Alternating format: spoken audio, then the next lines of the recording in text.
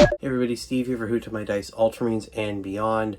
So this is sort of a follow-up video to my trash terrain support video I did a couple days ago, maybe a week ago now. Someone in the comments said they wanted me to do a deep dive on one of the pieces of terrain I had in the video. I have no problem doing that, so without further ado, let's go take a look at that piece of terrain. So this is it. This is a big piece of terrain I made actually for a terrain building competition on Instagram. It was actually really cool. The whole purpose was to take a piece of mythology and create some terrain around it using that mythology as the starting point. So we'll start at the bottom here. So this piece right down the bottom, let me remove the little sword here. This piece right down here at the bottom is actually a tile sample that my wife had lying around. It was just covered with some sand and yeah, it was just sand and glue, PVA glue and sand on there, and then dry brushed up. This piece here is actually a old container for some super glue. Unfortunately, it frosted when I glued it on there.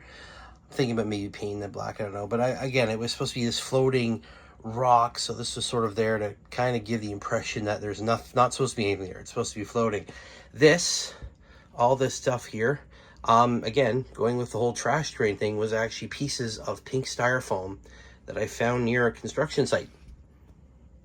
I'm not going to give up free foam, pink foam. So again, I put it together, sort of chopped at it. A lot of the holes you see were already there. But what I did is I chopped it up, put it together, used some more to create sort of this broken statuary or whatever. And of course, putting a rock in the middle. And of course, seeing it, we have a sword here in the stone. I went with Arthurian Legends, a sword in the stone. I thought it'd be really cool.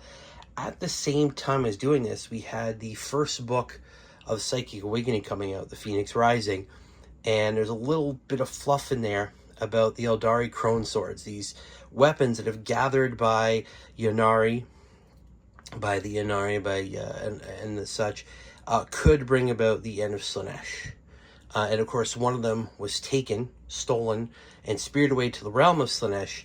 So it was basically almost an impossibility that the Eldari forces could find all these Crone Swords. And so I just took this piece here, put a little hole in it, and I took an old Chaos blade there from old Chaos Warrior sets from Warhammer Fantasy, and I just painted it up, added some greens in there, some nice tones, and that becomes the Crone Sword stuck in here. So it actually sort of did a dual purpose. I was inspired by both things, and this is what it became. A little bit of, as they say, trash train, garbage train, whatever you want, scratch built with a purpose. Now it's on this little base because that was the basing size. This thing fit perfectly. It was meant to be this really small sort of base that you could build around. Some of the other bits of the competition were insane. I mean, there was like towers with catwalks and all that. It was crazy. But yeah, so that is what this was all about. Again, using a sample tile from, I can't remember what it was, Home Depot or something like that. An old tube for super glue, and then pink foam. Of course, then I put some sand on the top here to give it some, what's the word I'm looking for? To give it some feeling, some texture. There it is. Same on the bottom, dry brushed up. And again, the body here is just a lot of browns and grays, dry brushing, I built up the sort of broken, this piece here is supposed to be under some sort of broken symbolism, I don't know. I just wanted to see something cool, and of course, the stone here with the sword in it. There is that piece of terrain. I hope you guys found this informative, and it kind of flows with the theme that's been happening around here lately with terrain. I liked responding to Mini Warmutt's original video about whether we should be embarrassed by making scratch built or trash terrain. Of course, as I said then, I'll say it now, no.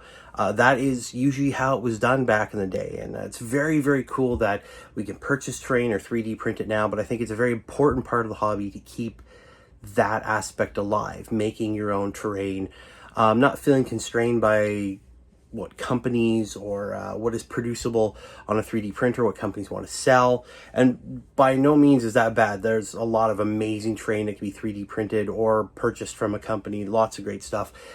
But it is cool to make your own. There's something very definitely, I think it's definitely core of the hobby that really shouldn't be allowed to disappear. But that's what I did for that terrain building contest. I'm really, really happy. I didn't win it. Unfortunately, I think with this one, I just missed the time limit. I just ran out of time. There was a lot to paint on it, and c'est la vie, but it was really, really fun to do it. There's a few other pieces I did as well over the years for these, for Encounter Terrain on Instagram, I believe it was. So go check them out as well.